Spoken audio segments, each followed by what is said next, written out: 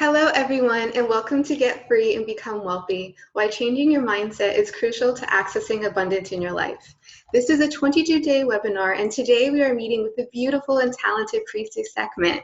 So Priestess Sekhmet has over 25 years of experience in spiritual counseling as a gifted intuitive and clairvoyant. She has been successfully assisting men and women with her wisdom, insight, and guidance in making life decisions and developing a stronger connection to spirit. Priestess Sekhmet will accurately identify any issues you have in your relationships or within yourself that are blocking you from moving forward in life and achieving your dreams with the use of tarot. She will then assist you in removing those blocks with her expertise as a certified hypnotherapist. Priestess Sekhmet's philosophy on spiritual and personal development is based on the ancient Egyptian principles of universal law and resurrecting the Christ spirit within.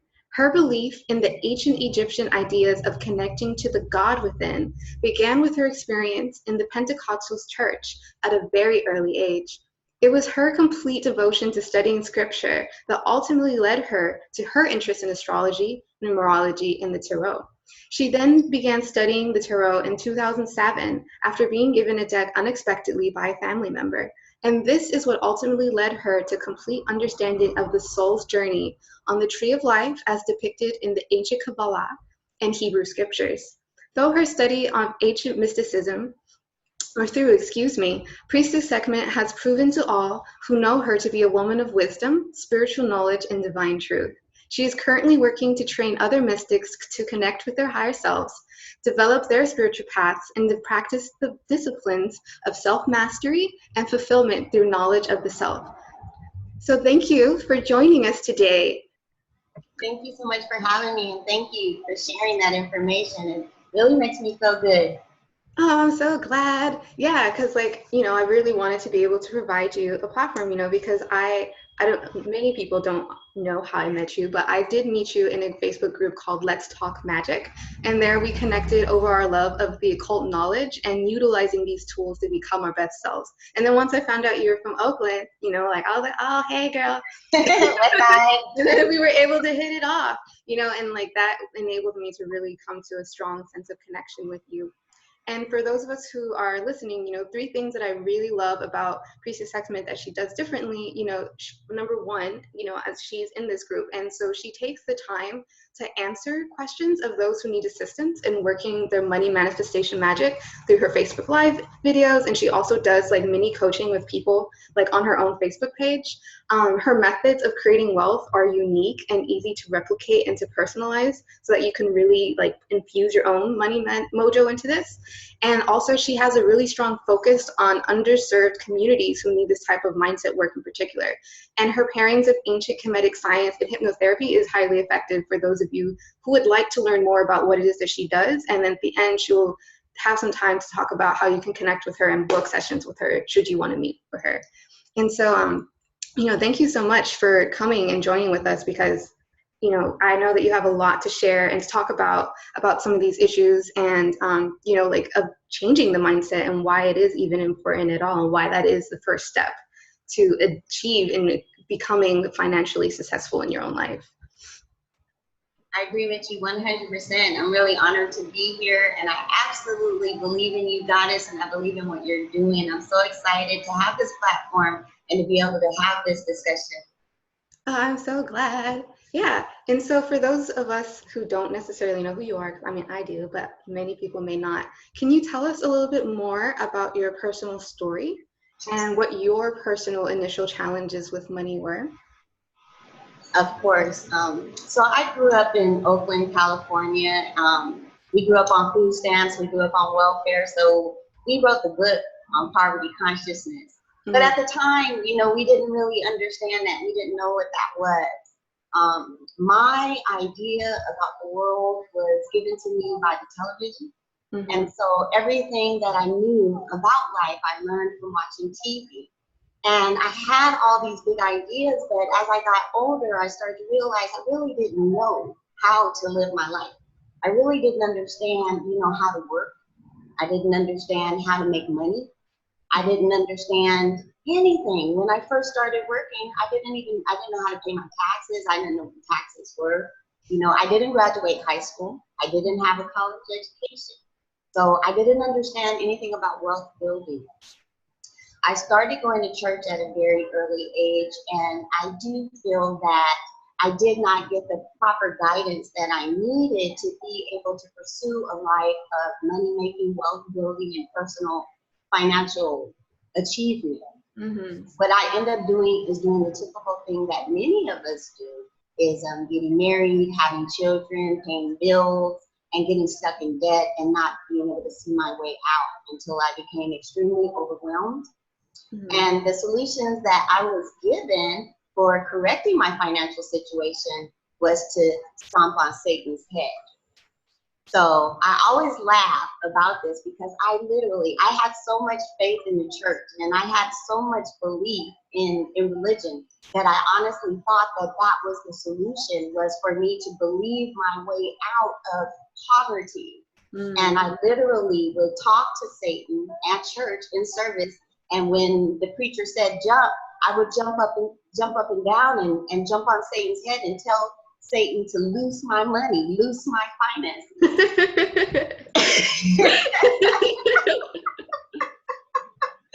Needless to say, it didn't work. It did not work at all.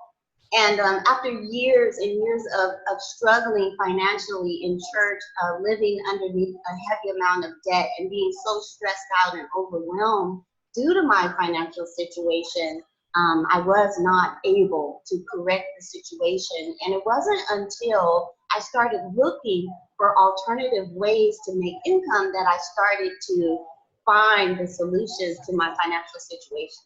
Mm-hmm. Wow. So that's a lot, like I feel like a lot of people have a lot of deep trust in the church. And so like breaking out of the church at all, I think is like a difficult step for many people to take. What were some of the ways, like how did you begin to even like break away from that, especially if your family, like I don't know, was your family really deeply a part of the church, and as such did they hold these same beliefs as you did, and did it make it hard to even want to do this and separate from them because of that? Well, yes, most of my family is deceased. So my family was the church.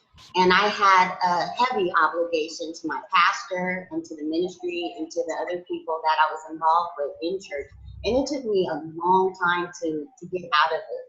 It took me a very long time, and it was mostly due to my mental obligations to them that I think I was held back for so long. And it wasn't until I was a little bit older and I developed the inner strength and the inner courage to stand out on my own and start making my own decisions. So it really, honestly, wasn't until I was 30 years old that I really started to move away from it. So you're talking about from the time I was 17 to the time I was almost mid-30s that I really broke free from it. And I knew it took me 10 years. It took me 10 years to break away. And when I did, though, I really asserted myself and started to establish who I am now. And so, yeah, it was difficult. And I would just encourage anyone, that's in a situation like that, to really look at your progress. Look and make sure that the situation that you have committed yourself to, the situation that you feel obligated to, is really benefiting you, and that it's reciprocal, that all the energy and mental power and activity that you put into it is bringing you back a return. And once I was old enough to really analyze my situation and come to terms and say, hey, I've been putting years and years and years into this work, and I'm not getting the return that I've been believing I would get by being a good person, by putting out good energy, and by devoting myself to heavenly things and to God. What I really found out is about taking action, having clear intentions and goals on making money. Mm-hmm.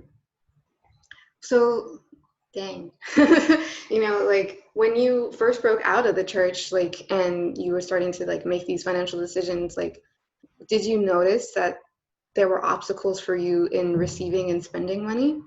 And if so, like, where did these start to begin? Like, how did you begin to really notice these things? Like, I know at first you spoke about how you were just like kind of deflected onto Satan, be like, Satan's in charge of this, Satan's the one who's keeping me from having this money.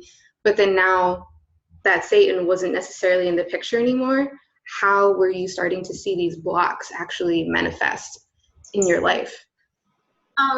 Yeah, trying to hold on to money, you know, being afraid to spend money, thinking that money was limited and that I was limited and that I didn't have enough. You know, those type of ideas, having a limited self-image, you know, greatly contributed to my ability to make money flow to me. So money has to flow out of you in order to come back to you. And in the beginning, I didn't understand that. I often now recommend people that I work with to Reverend Ike. I love Reverend Ike. Reverend Ike is no longer with us, but his spirit and soul lives on in his teachings on positive self-image and financial abundance. And he has the key to having a mentality of being limitless, of being able to control your thoughts and your emotions about money in such a way that you start having more positive feelings about money.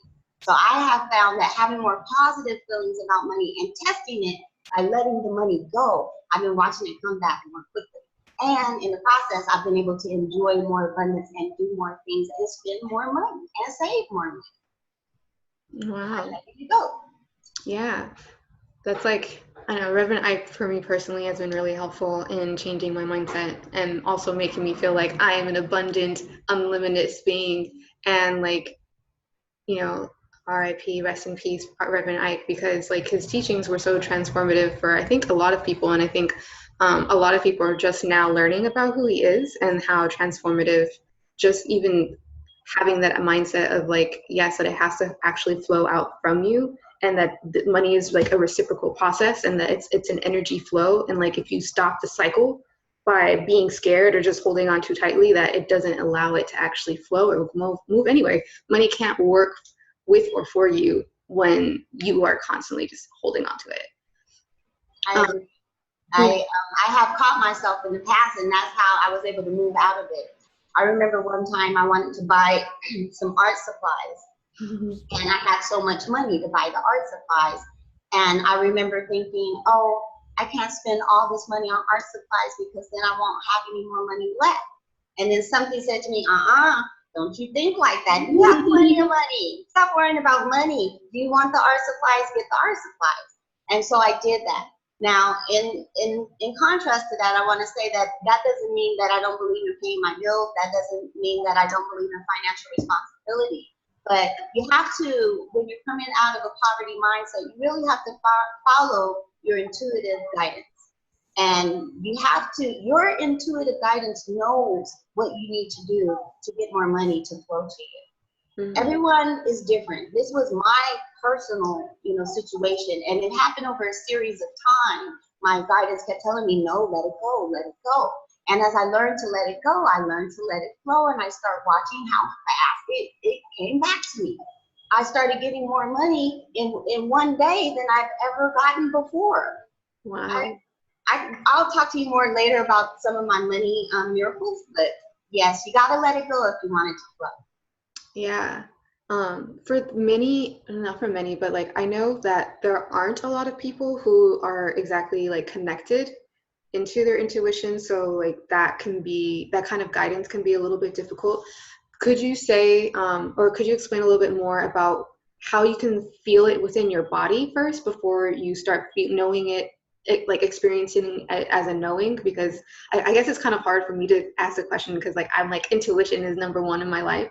But for other people, it isn't. Like logic, reasoning, thought processes, and like what other people say kind of comes first before the small voice that's within themselves.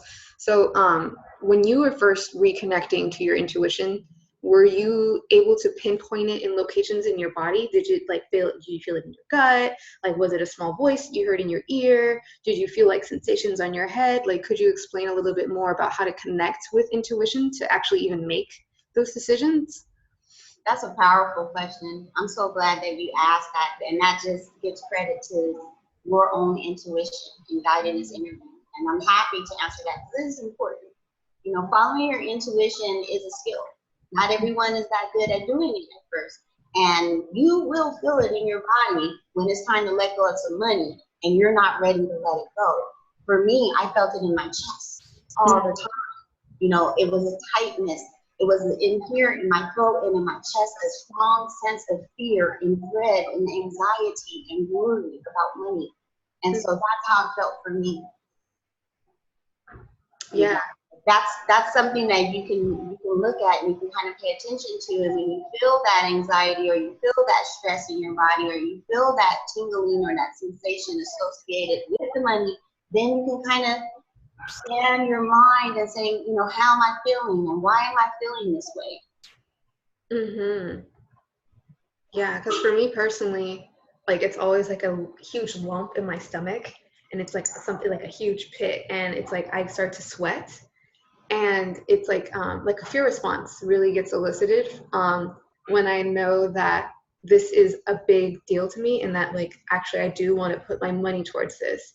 And like for me too, it's usually art supplies. It's usually things like buying the hosting for my website, or just like, you know, as someone who has been creating and building my own business, you know, like even taking the risk to make my own business. You know, the first moment it was just like a lump in my throat, like I would like tears would well behind my eyes, like I would feel numb like on the left side of my face, just things like that, you know, because it was just like it was overwhelming, but like my body was telling me like, no, like you're feeling this tension because like you need to resolve something here, and like you want to be able to allow this into your life, but something is blocking you, and that thing is yourself.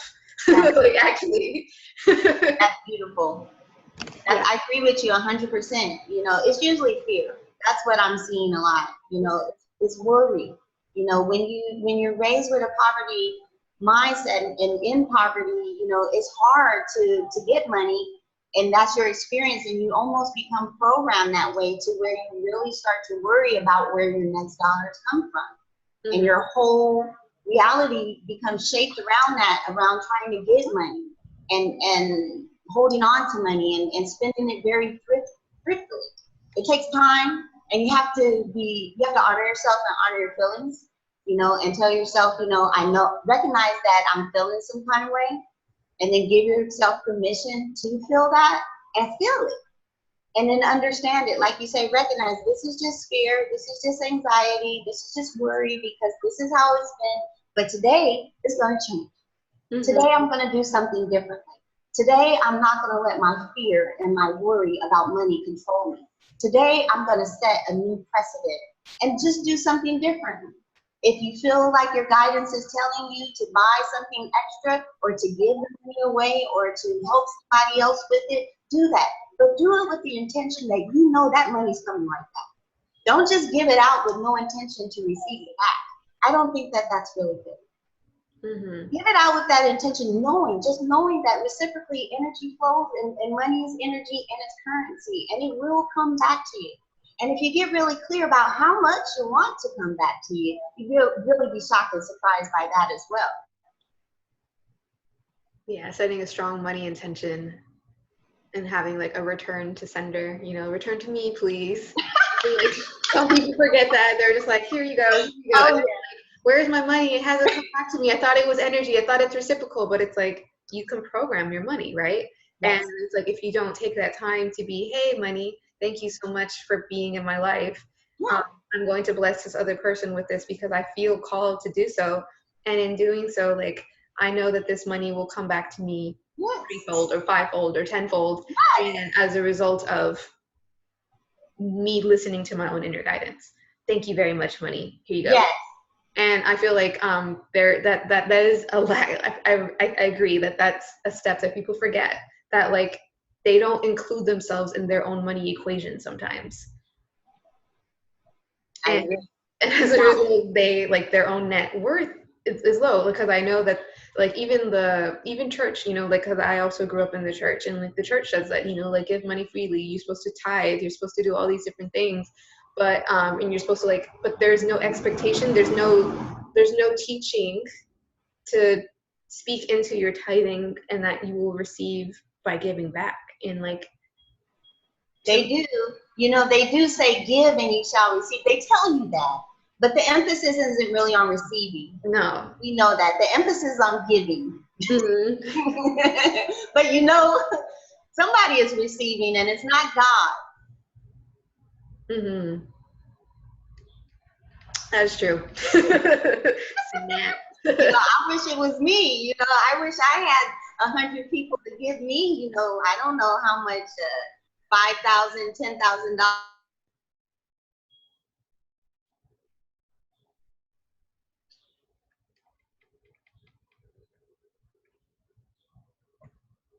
We'll wait a second to see if we can get you back.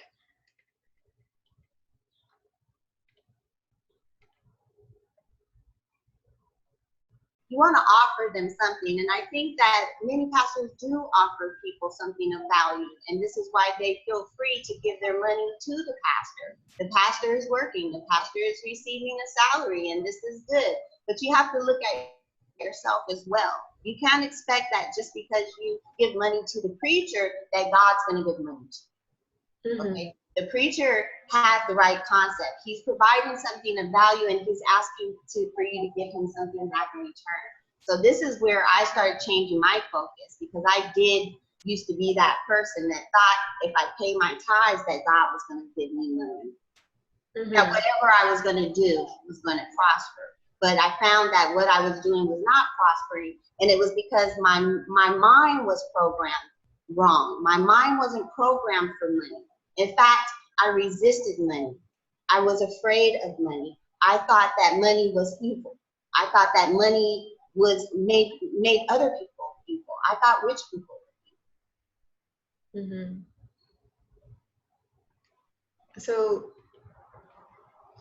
what would you say made you want to establish a new relationship with money? Like, was it when you shifted, when you started being like, actually, I want to be wealthy and like I want to have some money, but does that make me an evil person? Like, does that make me someone who isn't working for God, who isn't as deserving because I inherently want something that is taught to us to be the root of all evil, literally. And like, there's so many that it's a dirty thing, and that it's that like oh don't touch that, you don't know where it's been, type of like, you know, that's the type of energy many people give money. How did you start to shift that to create a new and more like loving and nurturing relationship with your money? Well, there's two things that I really believe contributed to my ideas changing about money, and that's my associations and then my education. So I started associating with another group of people, and these were wealthy people, and it changed my idea about people, you know, because I know people that are really good people that have lots of money. And when I started getting to know these people and looking at their integrity, looking at their morals, looking at their values, they had exemplary values and morals even more than my own. And I started recognizing that I was religious, but I wasn't very educated, and I really wasn't very moral, and I was lacking a lot of integrity. But these were values that I wasn't taught in church. I was taking a more practical application approach to religion, just in terms of attending services, doing good, and you know, paying my tithes and my offerings and being obedient to my pastor. But I wasn't really educating myself mentally in the things of life. You know, how to understand money and how money works, investing money, even just working for money. And I saw these people, well-to-do people that really had good integrity and good focus and good planning, and you couldn't get mad at them for the wealth that they had accumulated, because they were focused and they were driven and they had made good plans and good investments, and they reaped the rewards for it. So that was one thing. And when I started associating with another group of people that were more successful than myself, I started wanting to aspire to be a better person, to have more integrity about how I work in life and what I offer in life, and what kind of value I bring to the table. And also, what kind of dedication am I really putting forth to accumulate some wealth for myself and some security for myself and for my legacy. Mm-hmm. And from there, I went into educating myself, and they introduced me to books like Think and Grow Rich, and having a positive mental attitude. So this is how I kind of started moving into the mind sciences of positive mentalism or mind science. Yeah, and like that's great. I also read that Napoleon Hill book. I feel like that's one of the first.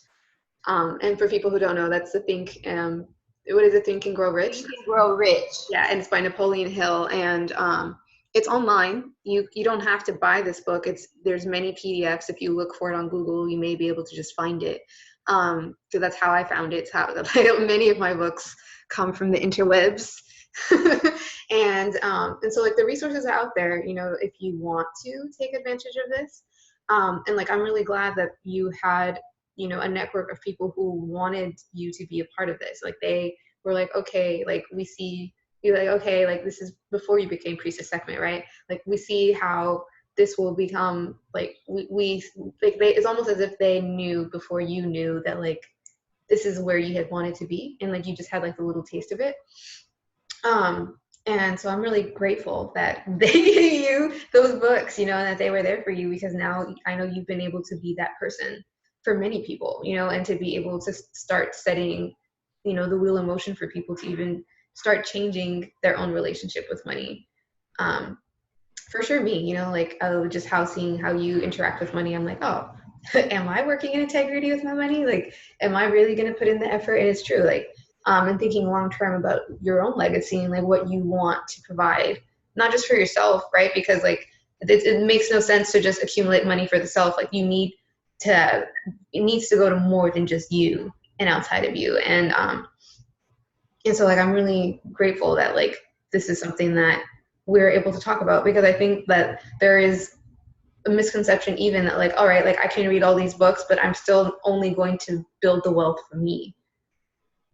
And like maybe not even, like a lot of people are like, I don't even think about getting married or transferring over to my partner and my children, just me, so I have something nice to sit on and something to nest with. And that's what I thought. I thought, growing up in the church, that was everyone's idea about money. People were greedy. People were selfish and self-centered. And with all the money in the world, why is the world in the shape that it's in? It's because everyone's greedy. But the honest truth, if I'm honest, and this is where I say I was lacking integrity, is that I was very judgmental. And really, this was a way for me to excuse myself from being wealthy, to excuse myself from working hard, to excuse myself from offering something of value to the world other than dogma. And this is what happens a lot of times, but we learn from our experience, and that's why association is very important. I think there's three things that I looked at in my own life: was association, education, and application. So first you have to look at who's in your life and where are they financially and where are they mentally in terms of money. And you can pretty much gauge where you're headed, because it's true, birds of a feather flock together. Now, if you want to be wealthy, you need to know wealthy people so that you can start to understand wealth, the vibration of wealth, the feeling of wealth, the understanding of wealth. There's a lot to being wealthy, and you can't judge it if you've never seen it or been around it or experienced it. And that was one of the first things I realized, is when I started being around wealthy people, I realized they were good people that had something to share, that had something to give and were giving. When you're poor, you really are selfish. I think Rev Ike said it the best, that the real sin is being poor. That's the one thing that you want to avoid, is being poor, because being poor makes it harder for you to really serve God. More people commit crimes due to poverty than to wealth. More people kill other people over money than they for being poor than they do because they're wealthy. So those are things. And education is key. Learning how money works, wanting to apply these principles that I'm learning about. Network marketing is what really got me to understand the work that's involved in accumulating wealth and being financially independent. I never saw people so dedicated to goals and intentions until I started working with network marketers. And that's how I discovered my niche as a spiritual guidance counselor. And I took that niche into network marketing and started branding myself as a psychic counselor and marketing myself online. So yeah, and like that's a great that's so great. Like me too, like meeting other people, network marketing, I think has been the number one thing for me that's been helpful, especially when you come from a place like we have like there's a lot of poverty in Oakland, there's a lot of poverty in urban cities and a lot of metropolitan areas that people that where wealth is simultaneously like really high, but then there's also a very deep extreme of like poverty. And that contrast, I think, sometimes makes people resistant to wanting to take part of it. But anything like once you talk to people one on one, and then once you sit in on lectures, once you hear, you know, different people speak, once you start seeing the PowerPoints and you're like, oh my God, like there's a step-by-step process that this can happen. Like I'm surrounded by all of these people who are interested in bettering themselves to make those type of decisions. And then, oh my God, like we're all going for the same goal. Like, and then you start feeling less alone. You start feeling like you have the power, because if everyone else is here starting at the same place you are, why can't you reach it? Like, why can't you get to the same place that other people have? And, you know, like, I think like for a lot of people, it's a hot button, you know, issue to hear that, like, you know, poverty is like a great sin, you know, because a lot of people feel like they don't have any choice in being poor.